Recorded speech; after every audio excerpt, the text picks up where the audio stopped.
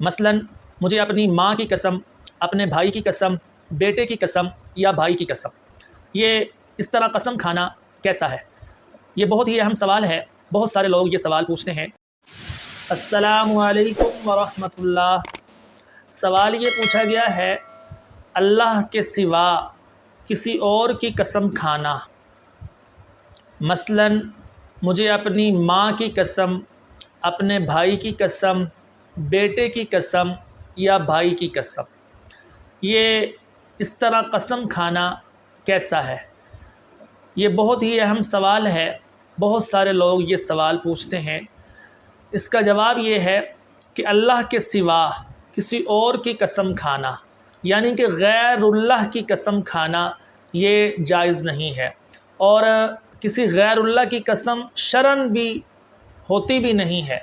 اگر کوئی شخص اپنے کسی بھائی کی قسم کھاتا ہے، ماں کی قسم کھاتا ہے، تو یہ جائز نہیں ہے۔ حدیث مبارکہ کے اندر اس سے منع کیا گیا ہے۔ اللہ کے علاوہ کسی اور کی قسم کھانا یہ درست نہیں ہے، اور اللہ کے علاوہ کسی اور کو سجدہ کرنا یہ بھی جائز نہیں ہے۔ تو نہ تو قسم جائز ہے اور نہ ہی کسی اور کو سجدہ کرنا یہ بھی جائز نہیں ہے۔